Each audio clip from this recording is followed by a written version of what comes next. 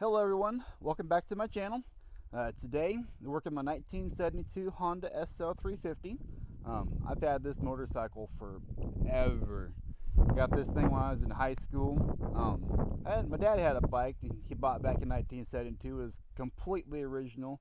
It is an SL350, and I was wanting to get it back going. It'd been sitting for quite a while, so we got it back running and everything. But to pass inspection, it had to have good mufflers on it.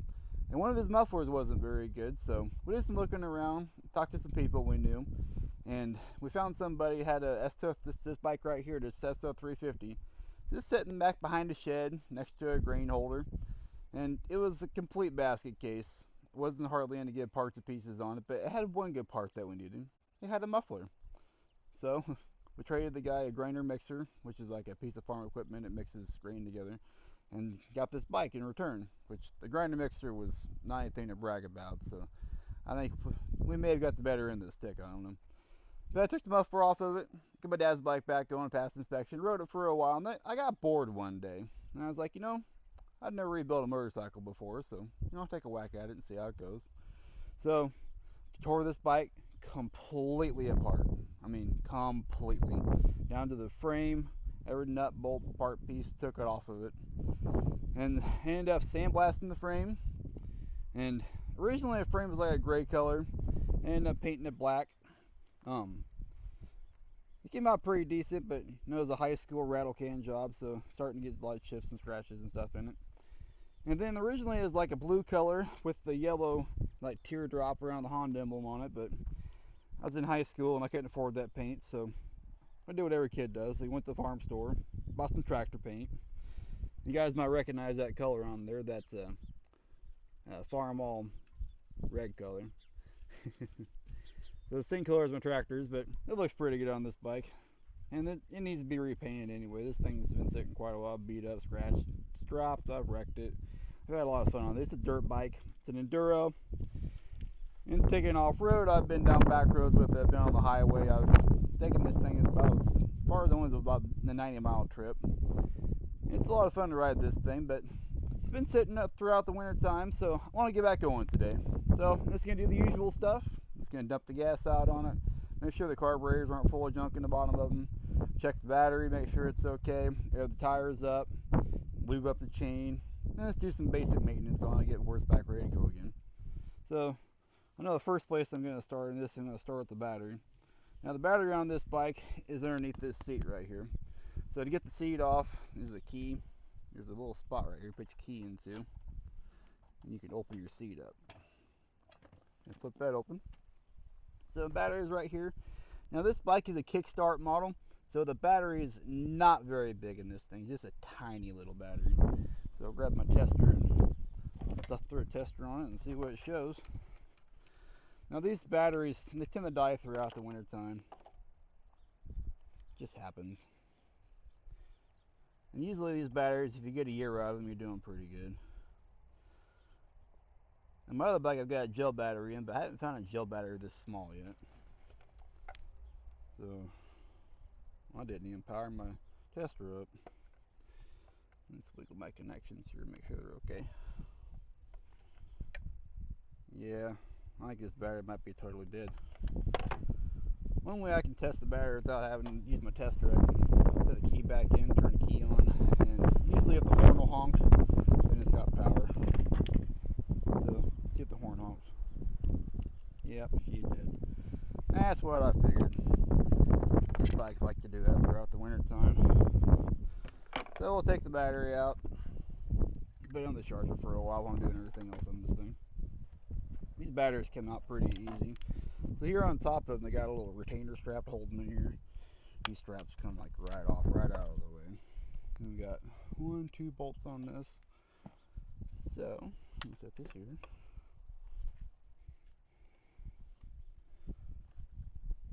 Get these bolts loose. Get off of there. There we go. The trick is to not lose the nut. I've dropped I don't know how many of these nuts on this thing. I actually got some spares in there in case I do drop this one. I've put I don't know how many batteries in this thing. Luckily, these batteries don't cost a whole lot. They're pretty cheap.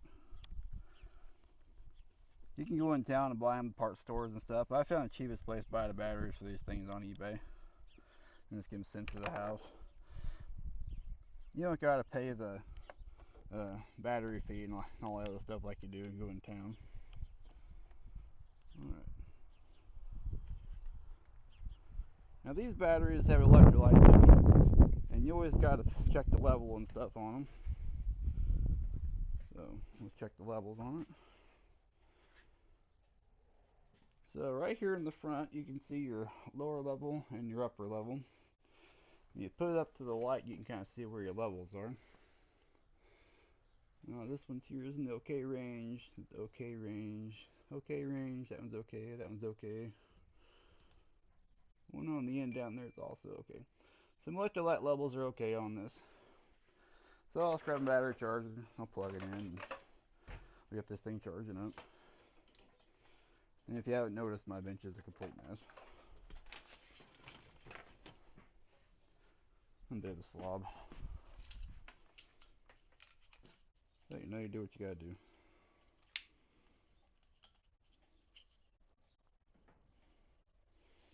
We'll set this on the floor in case it leaks some stuff out.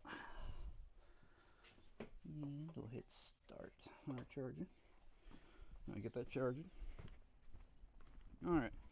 So next thing I want to do on this, we're good up here. I always check for mouse nests because mice love to get in stuff in this thing. And I don't see any mice nests in there, so that's good. So I'm gonna check my tire pressure and see where they're at. I'm not sure what the actual recommended tire pressure is on these tires, but I usually just set them on 32. Seems to be comfortable on this thing. So we'll do our front one first. Wow, we got a whole 8 pounds of pressure in there. Alright, let's put some pressure in that thing. I don't think it's necessarily got a leak. Seems like these little motorcycle tires are kind of like bicycle tires and real affected by temperature and stuff like that. So they're always going up and down. Plus I haven't checked this since like last spring.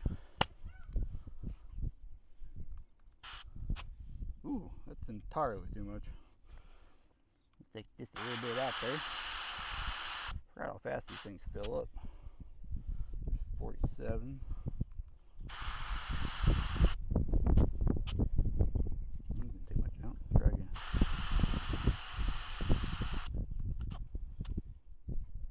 There's 37.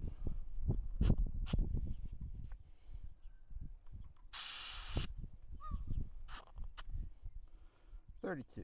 I'll go with that. That's pretty good. And let's go to our back tire. Of course, this thing always ends up where the valve stem's right there. You can't get to it. Let's roll this guy forward a little bit.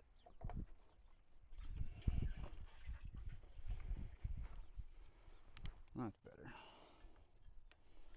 Well, that chain's looking a little bit dry on there. Put some chain lube on there. Well, we got more in this one. There's 14. This tire's a little bit bigger on the back. Yep, we good here. Perfect, 32. We'll run with that. Alright. So like I said, that chain's looking pretty dry. Someone's sprayed some cable lubricant on that.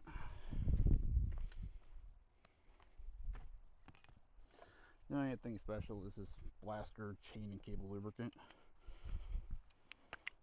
It worked.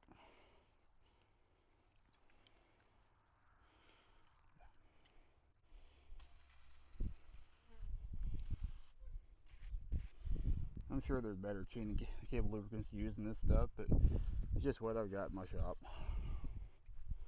Roll this thing around a little bit so it gets the whole chain.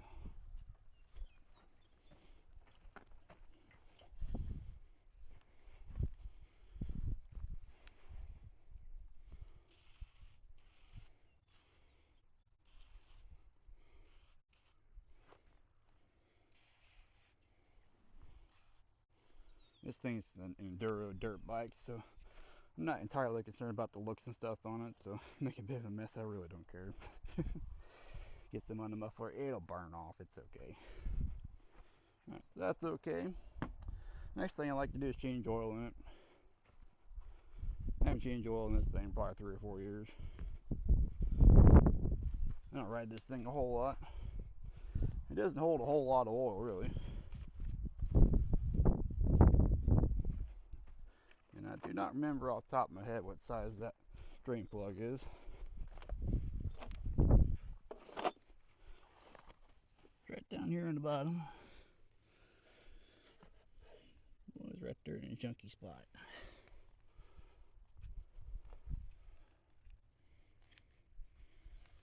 Well, what size do you think that is?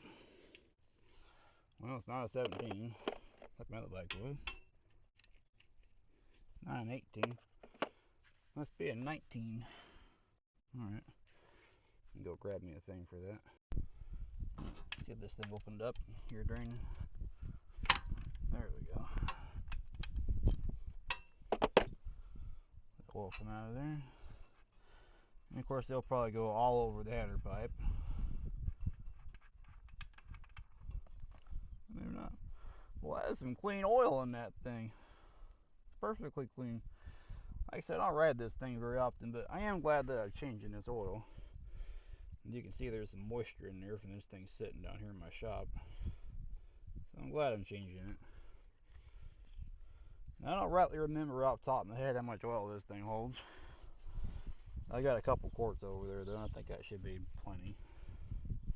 We'll pour some in and check it as we go and see how much it holds.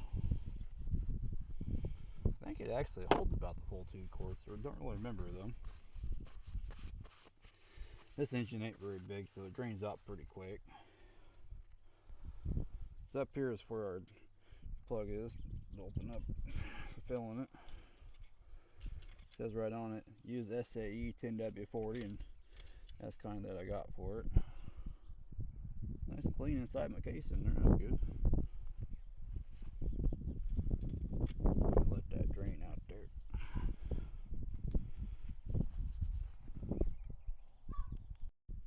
I'd say it's drained pretty good, so put our plug back in. That's a big old plug on that thing. Look at that. How big that thing is. Put it back in there. You wouldn't think such a little bike to have a big plug on it, but it does.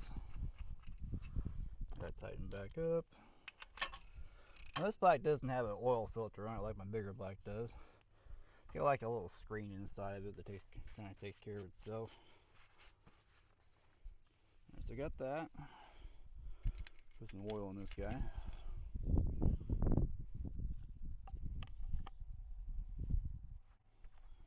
Like I said, I'm not sure how much oil this thing holds, but we'll put a quart in, check it, and kind of work our way up to it. Luckily, it's a little nice and warm out today. It's actually 70 degrees here in Missouri today. It's windy out though. I like being outside when it's like this. Yeah, the weather's been so weird here recently. In the 70s in the middle of the week and the 20s for the weekend. I guess that's Missouri weather though. Can't decide if it's spring or if it's winter. We don't know. We just don't. Alright, so there's one in.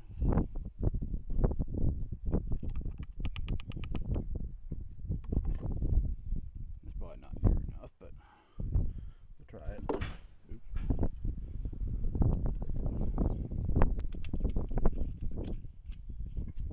Stand her up for a second. And we'll see what we get. Not even touching the dipstick yet. Okay. Go ahead and work on our second quart here.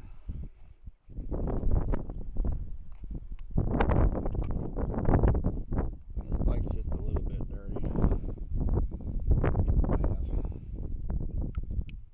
I'm putting some of that in. One of the things about this bike that it's kind of expensive is the cap that goes on the toolbox. Those things are like near impossible to get. Luckily though, a few years ago I was at the Honda shop and had a friend who worked there, and I'm like, just for the heck of it, run that part number for that tool cap. Let's see if you can get one, because I've been looking on eBay and around the internet trying to find one. They were selling on there for like $100 plus, which is ridiculous. So I had him run the part number on it, and by golly, Honda had one in stock. Cost me, if I remember right, it was $12.95. It's a heck of a lot cheaper than the online price everybody's paying. So I've got a brand new tool cap for this thing in there. I can put the rest of that cord in. I'm not going to put it on though, because I did have one before that. And honestly, it fell off. I don't know why. I was riding down the road one day and I thought, well, I'll stop and check my chain. This chain kind of loosens up every once in a while on this thing, so reached down there to get the tool cap off, and by golly, it was gone. I don't know how, but my tool kit was still in there, which I was pretty happy about that, because the tool kit's hard to replace on this, but just happened to have a toolbox cover there at the Honda store. I just couldn't believe it. Check this one more time, see what we get here. 2 quarts. I think I'm in the okay range on that. Check it after we started and see where it's at. But we'll start 2 quarts. If I remember right, that's what it holds, but I could be wrong too. Alright, well, oil's changed, battery's out, getting charged up, lubricated my chain, airing tires. Next thing I want to do is I want to pull bomb these carburetors off, and I'll spray a little bit of carburetor cleaner in there just to make sure it's okay, and I think we'll do that next. Go ahead and grab some carburetor cleaner. I don't have any brand preferences, what they had in stock at Walmart. And these things just pop off of here. You can get your fingers on there just right. Ah, get off there. Oh, come on now. Oh, there we go. Let's look in our fuel bowl and see what we got. That didn't look too horrible in there. Just a little bit of junk. Some gas from last year. Yeah, get that little spray in.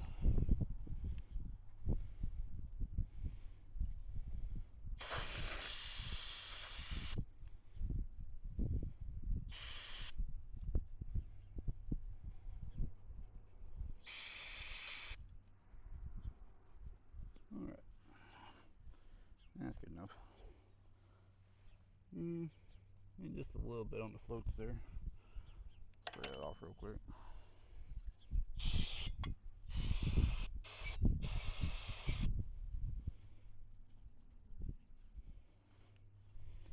Put this back up in there. Clamp back down. Oh, come on now. I mentioned it's hard to do this stuff one-handed, because it is.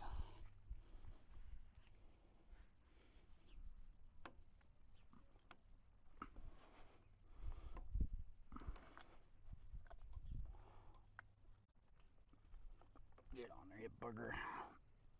No. 10 minutes later and a few choice words. Well, I got that one back up in there. So check the other side here. See what it looks like.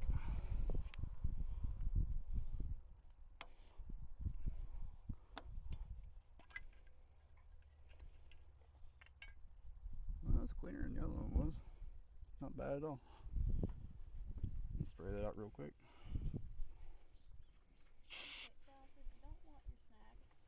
There we go. And look at that little spray up there just for good measure.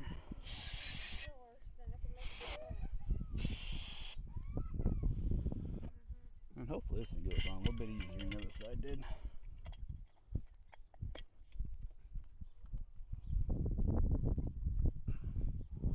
Oh, come on now.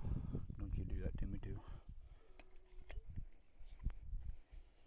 Gotta fit in there just right or I'll fight you every time. Alright, not a one-hand operation, okay.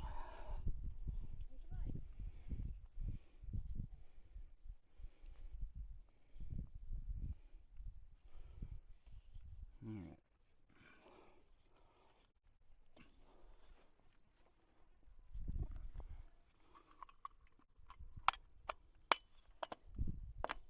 There we go. Perfect. Got that back in there. Alright, so next thing we need to do, we need to empty out this fuel tank. That's been sitting all winter. So, go ahead and disconnect our fuel hoses. I should just pull off of here. There we go. In the off position. Now this fuel tank comes off pretty easy. Just got this little thing right here. You just kind of pull it back out of the way, and this thing just lifts off of here.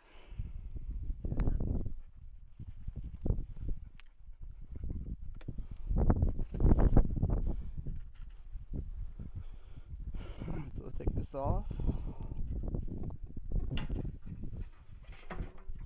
And the lid right off of there. Just gonna dump this thing out real quick.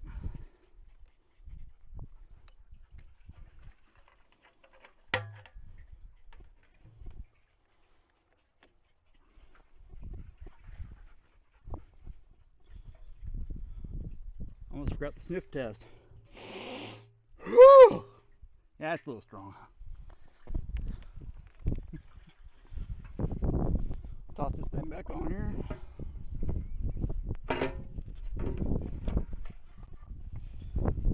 Clip it back in.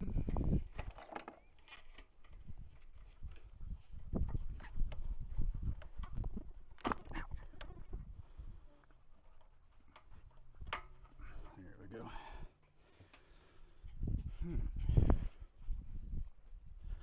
Fuel tank's back on. Let's go ahead and get our fuel hoses back on. One. There's two. Alright. Well, I've covered pretty much all bases on this thing to get that battery charged up. I'm going to go ahead and put some fuel in this thing. Got a locking cap on. It's really windy out right now. Try not to spill too much of this.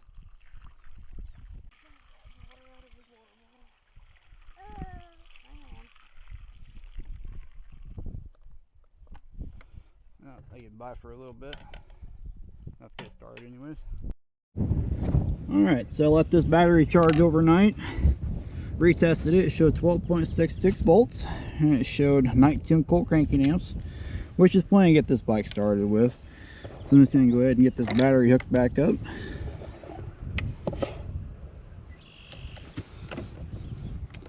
Once this thing's hooked back up, we'll see if it'll start. I got gas in it and carburetors are cleaned out, tires aired up. Everything should be in fairly decent shape on it. Hopefully it'll start up with a bit of luck. And if anything, this battery's bad, and go buy another one for it and put it in and see if it works. Hooked up. Overflow's hooked up here. Get that on there. Ah, there we go. Put our hold down clamp on.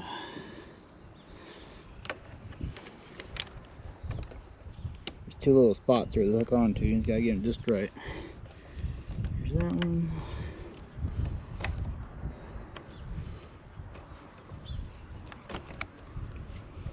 The guy on there. There we go. Yeah. Well, let's see what happens here. Wish me some luck. This is a kickstart model, so it might take a minute. Turn key on. Give it up power. Well, the horn don't want to honk, that ain't good. Usually the got power is good enough for it to start, the horn will honk. It don't want to honk. Not just for the hell of it. We'll try it out anyways.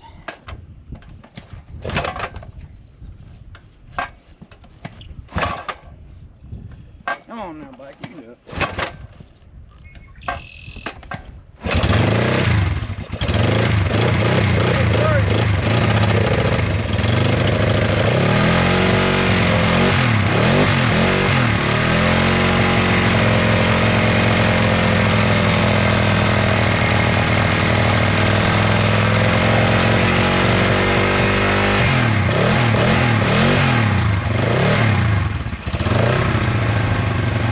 Sitting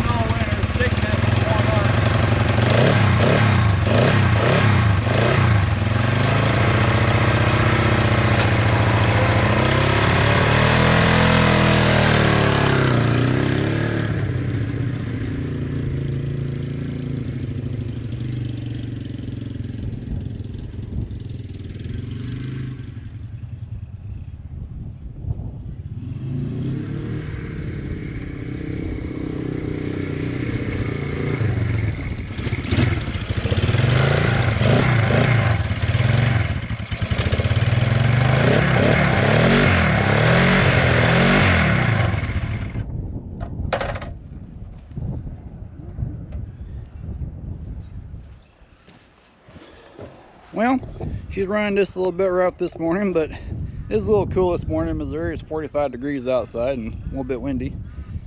Been sitting all winter and started, what, third kick? And that's pretty good in my opinion. I thought it okay there. Looking forward to riding this thing again. Wait for this Missouri weather to straighten up and ride back and forth to work. Been down the rock roads a little bit and just have some fun with it. Well, if you guys like my videos, you're welcome to like and subscribe. I really appreciate it. You guys take care.